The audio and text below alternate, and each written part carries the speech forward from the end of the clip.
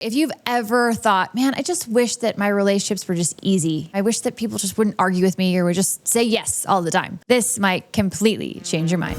Hey babe, did you unload the dishwasher? Yes, I heard you. What did I actually say? Oh, yes, you used words. Yeah, can you turn it down, please? I will turn it louder. Yes. Guess what? Yes. Rachel may or may have not been my AI girlfriend. Hi, my name is Emilio. And I'm Rachel. And we are the Relationship Renegades. And we're so excited to be here with you because we're all about helping co-create a world where healthy, happy, harmonious relationships are the new norm. And we do that in a variety of ways, one of which is our comedy sketches that we do that always have a particular relationship and or wellness theme embedded into them. And on these episodes, we do a deep dive and discuss all the themes, the tools, the takeaways to help you integrate them into your life. Yeah, so we're going to be breaking down the comedy sketch / episode that we did called I Built My Perfect AI Girlfriend and Now I Regret It. Can we just have a normal conversation, please? Yes, I would love a normal conversation. Rachel did a superb job at being an AI girlfriend that I'm now questioning, is she real? Or is she just an AI girlfriend that I somehow created and manifested in the simulation that I'm living in right now and I have no idea what's going on? Yes. Hey babe, Yes.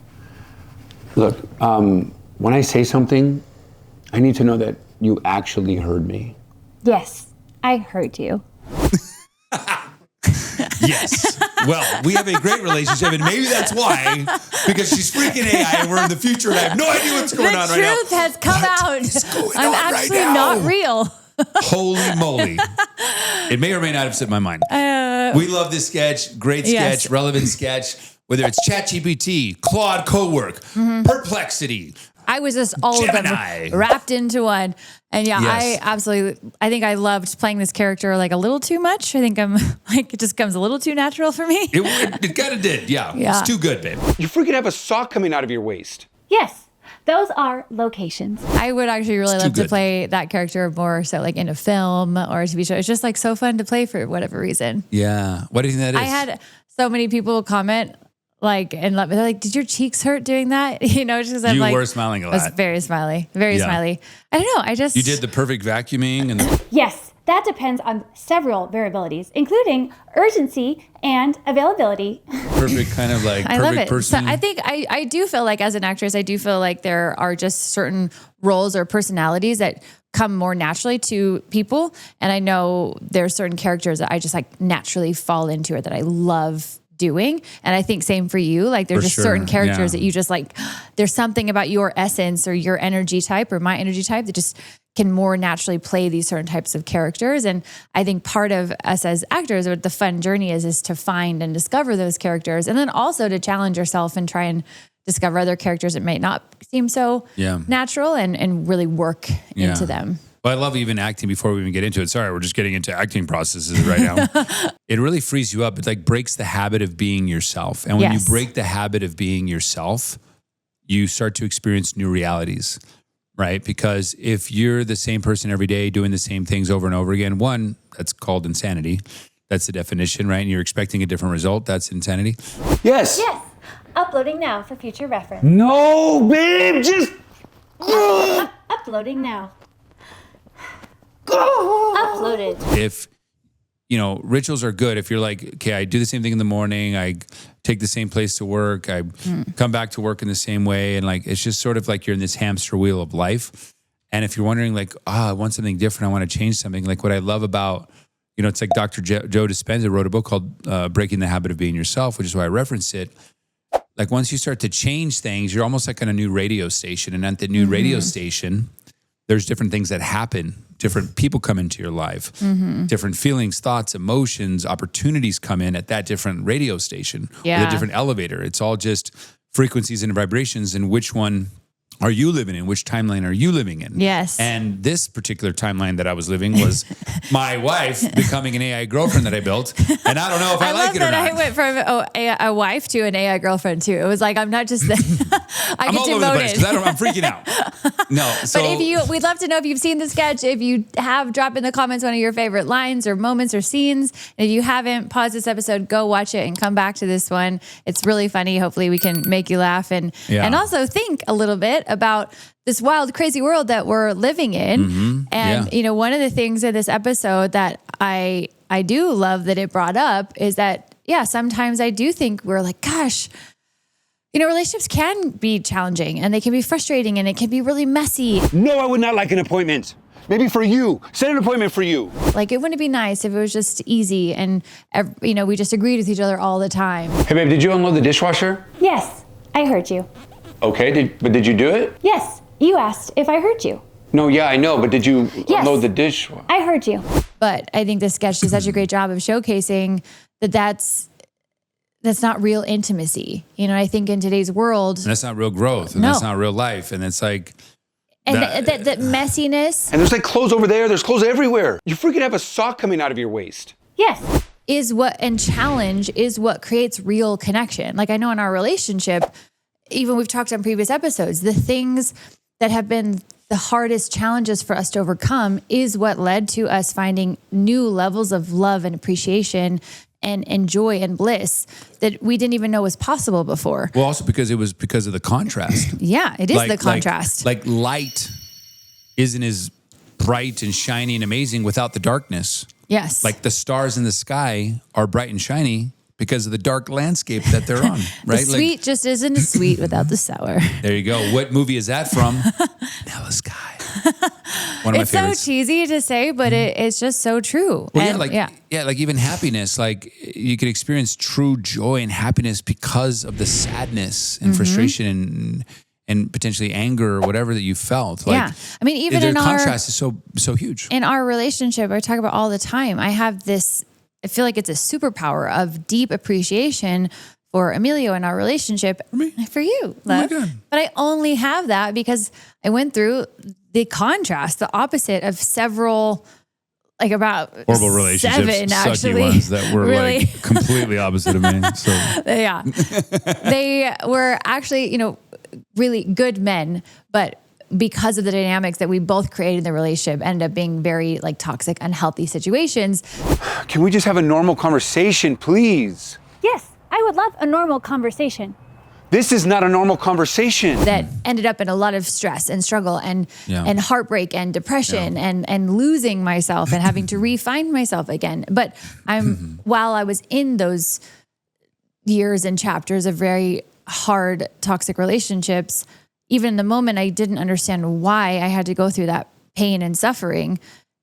I literally thank my younger self almost every day that she went through that, because now I literally almost every day just look at this amazing man right here, Emilio, and just like, hi, and just can like start crying tears of gratitude because I'm just so grateful. But it's because I know what I have. And I wouldn't have ever been able to know what I have and how great it is and how amazing you are and how amazing our relationship is if I wouldn't have gone through the contrast. yes. And so, I do think it's a lot of having to reframe pain and reframe suffering, even that it's a gift. It's there to teach us really powerful, beautiful lessons that enable us to experience love and bliss and joy and connection on a level that we would not know is possible if we didn't go through it. Absolutely. Well said, my love. And I love you too. And I'm so grateful for you as well. Thanks. Every day I thank God for that. Thanks. Because I believe my favorite quote, Ram Dass, we're all just walking each other home. You know, we interact. Now I'm AI. Unprocessed. Babe. Yes. Yes. Yes. We're interacting with so many different people all the time. And we need each other. Humans need each other. When you look at people that lived 100 plus years, one of the biggest things was community, connection. But like, not just like yes men all the time. It's like having to grow through life together and walking each other home, learning from each other, you know? And it's like every one of those people that you've encountered in your life, good, bad, ugly, amazing, all taught you something if you choose to look at life that way. And we often talk about relationship renegades, like people are in your life either for a reason, a season, or a lifetime. And, the key is to understand which one that one is. And it can be hurtful and it can be painful sometimes. But if you choose, like, what is the lesson here? One of my favorite quotes is, life is like the ocean. There's always going to be waves. The good news is that you can learn how to surf. When you fall off the surfboard, it's painful, whatever. But, you can ask yourself, like, what is life asking of me right now? Yeah. What's God trying to reveal to me? Like, those moments are the biggest training camps to become the person that you've always wanted to become. It's like iron sharpens iron, to make a diamond is a lot of pressure and heat. Good men sharpen good men, good women sharpen good women. Like, we need each other. And part of like that good men sharpening good men or good women sharpening good women is like not having those yes women or yes men. Like, healthy, good relationships are people who call you out on your bullshit. Yeah. Who like challenge you, right? We challenge each other. We challenge love each and other all the support time. and uplift Sometimes each other. I hate it. Well, same with me And as well. sometimes I love it. Yeah. I love it after the fact. Yeah. But it is hard sometimes. It's hard to be in a relationship. I think we talk about often of like, it's both hard sometimes, but it's also like so worth it and amazing and wouldn't choose it any other way. Yeah. Because the hard is what makes it meaningful. Yeah. And I think that's also another great point in this sketch.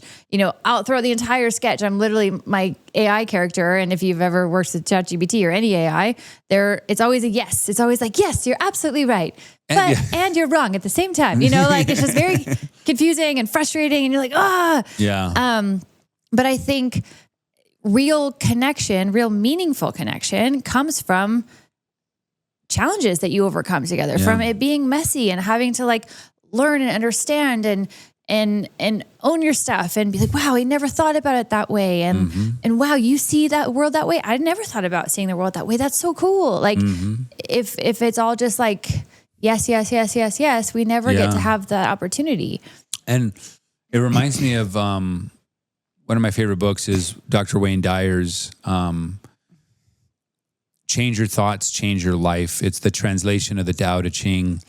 And such a good book. The Tao is, sort of living as nature, since we are nature, and a whole bunch of deep philosophical things. But without going too deep on a rabbit hole right now, the reason I bring it up is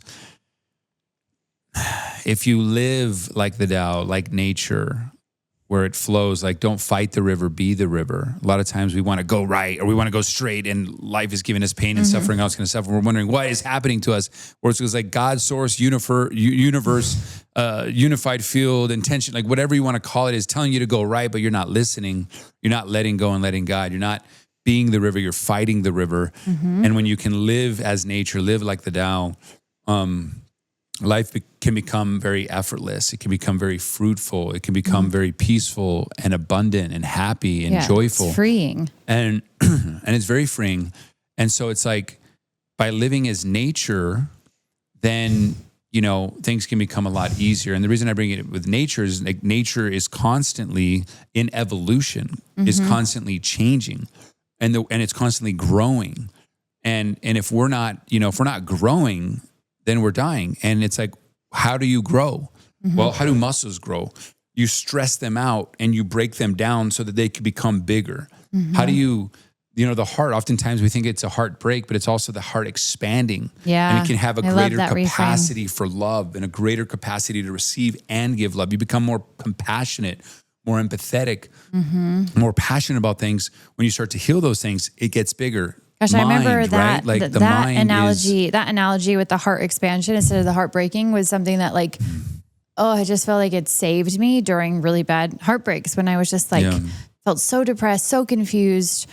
And then I remember hearing that analogy, and I was like, "What?" So I hope if anybody is going through a heartbreak to really hear that maybe your heart isn't breaking, that maybe it's just expanding, so that you can have more capacity, more love, more compassion, more all the things that you talked about. And remember that both me and Emilio were literally exactly where you are not that long ago. If you're going through something right now, like we've been there multiple times. And again, what we said at the beginning, the only reason why we were able to have this deep appreciation for each other and what we have is because we went through that. And so I do feel like, every heartbreak I went through was a complete heart expansion. And I wish that we could just reframe that word throughout all of society. Right, that'd be cool. Because words are powerful and words are spells. And what we say creates spelling for a reason. How we feel and how we think about the world and what we create in the world. And how different would it be and if every time you felt that feeling of what feels like heartbreaking, you were able to see it from this place of like, wow, what a gift this is. Well, same thing with the brain. You stress the brain and it grows as well. Like you have critical thinking. Yes. Right. It hurts the brain. It's like, oh, I've got to figure this out. How can you critically think and like, and analyze and, all this stuff. It's like, it's growing the mindset, growing the brain. You challenge yourself with books and opening the mind and, man, my mind just broke on that. Like, it's like, what do they call it? Like my head, it's like, my head exploded, or what do they call it? Like, I'm thinking of a brain freeze, but that's not what you want. Not a brain freeze, like a mind fuck. Yeah. You know what I mean? Yeah. Like, whoa, but it's like, Matrix, mind fuck, whoa. Yeah. But it's expanding the mind. Yes. Right? It's questioning things, right? So stressful situations is what helps us to grow. And so if you're constantly just like with yes men and with yes women and just like an AI that's just saying yes and it's just pleasure, pleasure, pleasure, pleasure, it's actually going to, like, that's like bad habits are instant gratification. AI girlfriend wanting to do everything. AI boyfriend wanting to do everything. Good habits take time, right? It's not instant gratification. I'll do the cold plunge and it sucks, whatever, but afterwards it feels like the endorphins are running and everything, and it's like you feel on top of the world. Yes. You go in a hot sauna, fairly stressful potentially, and afterwards you have all this detox going on and you feel amazing, right? You go and climb a big mountain. It sucks at the time, but you're at the top. It feels amazing. You're working out in the gym for a very long time, for 6 months, a year. It can be grueling. Then after a whole year, you're like, wow. Look what I did. This is so meaningful. And it was stressful. It's like those things grow. So I can't stress that enough. I digress. And I think it's just really important when it comes to humans are starving for meaningful connection. And yet we're looking to these things that are instant gratification. And especially with the future and what it could look like when it comes to AI relationships, and this sketch being something that could literally in a couple of years be a very real thing, if not sooner than that.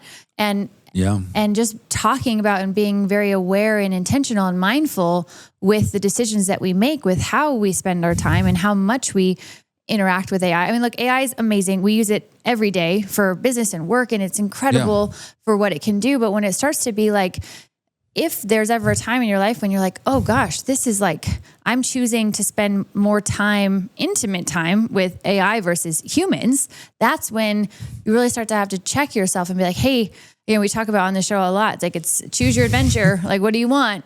It's just knowing that, life is a choose your adventure kind of a thing. But if you choose that path of always going for instant gratification, going the easy path, life will probably be more lonely and more hard. Well, yeah, because if you're on ChatGPT all the time, like, okay, it's my doctor, it's my therapist, it's my lawyer. I don't need to go and see people. I just use it all the time. I'll be alone. There's already a loneliness epidemic right now. Yeah, even way before chat came about. And can you imagine right now? It's like, I don't need to go out for this person, this person, this person, this person. Like, this chat can be my everything. Then I can be alone in the room. I can be absorbing from the teacher. I can be learning from the lawyer. I can be getting my information from my doctor, ChatGPT. I can, it could be my therapist. It's my friends. It's like, then it's getting shut off. And not to mention what you were bringing up, which is very important. Right now, there's like AI girlfriends on OnlyFans. There's AI girlfriends on porn. When we have robots are existing in people's homes, and they're already converting it to, like, I've seen it, like, it's scary where it looks like a human being. All the body parts, you get to create exact body parts that you want, the exact face, it's saying exactly what you want to say. There are going to be, like, our next generation of people having sex with robots and not connecting with the people at their school or whatever school it is at that time. Yeah. And it's like, that's a scary world we live in, where the perfect AI girlfriend is, I get to literally create it. It sounds like I want it to sound, looks like I want it to look, has all the body parts I want it to have. And it's like this perfect thing. But, like, there's a loss in humanity. There's a loss in, like, deep connection to yourself, others, the world around you, God, like reality. And it's kind of a scary point if we don't wake up and, like, make sure we draw a line in the sand, especially for our youth that like grow up with these phones and the chat. And like there's chatbots that have literally like sexy girlfriend outfits that are like, talk to me. What are you doing? Right? Like, I know, it's crazy. Like already like, whoa, like Yes. I'm legitimately in relationship renegades should be like worried about this because it's like right here, right now and exponentially growing, you know?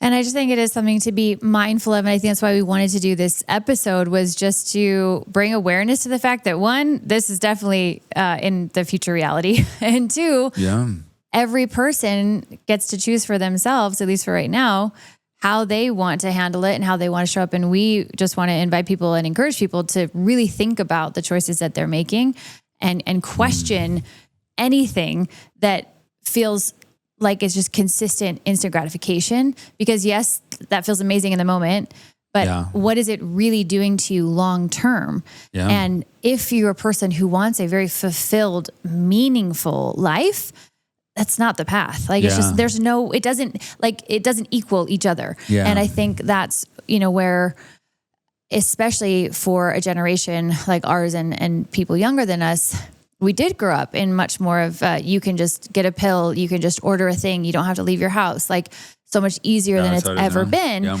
But also people are lonelier than they've ever been. True. And so again, really. Yeah. And I think also what's happening right now is like us or the younger generation, it may not seem like it's a big deal, right? Like, look, everything has its sort of good and bad. Like, it's just about maybe things in moderation, making sure you do both, like balance things out a little bit, because it is rapidly changing very quick. And I'm sure you know that. I may be preaching to the choir, but it also reminds me of the frog in the boiling water. Yeah. If you put the frog, like when it's sort of lukewarm water, and slowly start to turn it up towards boiling, it will die. That's how you cook a frog or, lobster. There's some other analogies.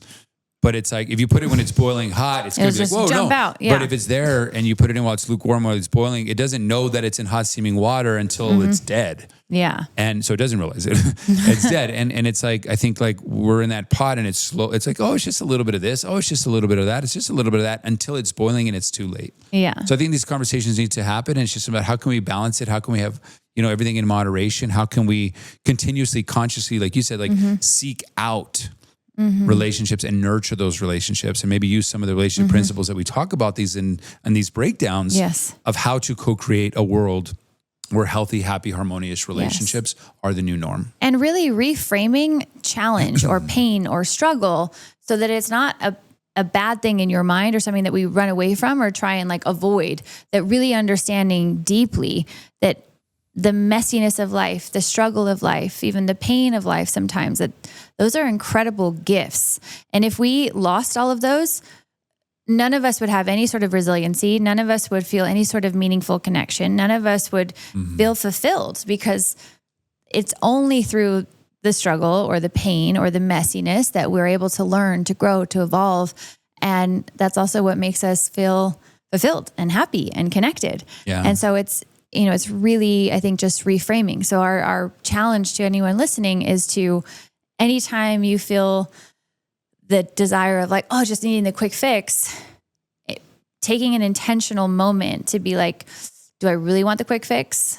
Is that really what I want? Or am I looking for something more meaningful? Yeah. And, it's kind of a silly example, but like I grew up and I was always like going with everything. And I always was like, oh, I could just have a protein bar. And protein bars, I thought, were like super healthy. And they were like kind of the instant gratification of like, oh, I could just have a protein bar. And what I didn't realize was like, I would go throughout the whole day and basically all I ate were like protein bars or protein shakes. And even though it like felt good in the moment, my body was starving for actual nutrition, for like real whole foods. And even though I thought I was like eating healthy, I really wasn't, because I wasn't giving my body real food from earth, from nature. They were all actually more processed foods. And it led to a lot of dysfunction in my body and a lot of hard health issues that I've had to overcome over time. But now, whereas now I used to like see like cooking a meal, it's just so funny to think about, but like to cook a meal felt like it was like, oh, it's too much work. It's too much effort. I have better things to do. But now I've completely reframed it, because I know the opposite. I know the opposite leads to illness and disease and dysfunction. And so now I'm like, I love making actual meals and taking more time with the food that I eat and having more relationship to the food that I eat, because it makes it so much more meaningful and my body feels so much more healthy. And so I just think that's like a really simple example in another front that, I don't know, just came to me and felt super helpful in my life. We'd love to hear from you if you have any sort of comments, questions, or any thoughts that you have on what our world is right now and what it's going to be, and any sort of, I don't know, insights that anyone might have when going into the future of how we can all navigate this in the healthiest way possible. We'd love to hear it. Anyway, if you haven't seen it, let us know your favorite line. Let us know your favorite scene. We love doing these things for you. Let us know what type of other sketches you'd like to see. Yes. But we hope you're enjoying these sketches. We hope that you're enjoying these breakdowns. Let us know how we can best help and serve going forward in the future. And do you want to leave them with a practical tool and wrap this up? Well, yeah, I think the practical tool that we talked about was really just remembering to check in with yourself before you go to any sort of instant gratification of any kind, whether it's a food, a pill, a supplement, a distraction, like whatever that is, like really checking in and say, like, is this what I really want? Like, what do I really, really want right now? And is this actually going to help me get it? Or is it just a quick fix that's going to leave me empty? And my practical tip is just, right now there's a lot of AI out there that's helping you acquire so much information and knowledge and all this kind of stuff. But what it doesn't have is wisdom. But even without even going on that sort of lane, there's also an AI whole world within you where you can access the divine, the unified field, quantum field, like whatever you want to call it. It's basically where this nothingness, this quantum field, which is quantum mechanics, that go into a thought to build, then I have an idea to build a chair, to turn it into Newtonian physics, to make it matter, from mind to matter, right? And so we have, like, if we go within, you have this whole access to, like, the Akashic records is what people call it. Just this collective consciousness, this collective unconsciousness that we can tap into, that we're all connected to. This is where the downloads come in, like, eureka, idea. There's a whole AI world within. In the Bible, it talks about, like, the kingdom of heaven is within you. And I think I don't want us to get lost of, like, externalizing and outsourcing our wisdom when we have so much wisdom within us. Yeah. My practical tool is, like, how can we find the balance of using AI because it's helpful, but also using the AI, which is you, which is like, be still and know that I am God. Be still and find the AI resources within you, because if we continue to get away from ourselves, which is everything, then I think, I don't know what kind of world we're going to live in down the road, but, like, maybe having a healthy balance. Like, what does that look for you of, like, tapping in with yourself with all the knowledge and wisdom and resources that you have, because you are powerful and you're incredible, and also utilizing the incredible thing that is this external AI as well. How can we balance that better? Yeah. And I'm talking to myself as well, because there's times where I don't do that well. So anyway, hope that makes sense. Hope that helps. Yes. And maybe that we're so much more then, because you said, like, you have a whole AI internal. I think, wouldn't it be something different as well? Like, AI is artificial intelligence. Like, we are intelligence. Like, there is so much more. And I do think it's a divine intelligence. A divine intelligence, the DI. That the DI. So you got the AI out there, you got the DI in here. And to be very mindful that we're not losing trust with our own divine intelligence, because that is incredibly powerful and miraculous. And if we stop using it, it's going to get weaker and weaker and weaker and weaker. So I love that. I'm so happy you brought it up. And we're so happy that you've been here on this episode with us. Again, comment any questions or ahas or insights below. Share this with anyone you think might need to hear it. And we'll see you on the next episode. Love you.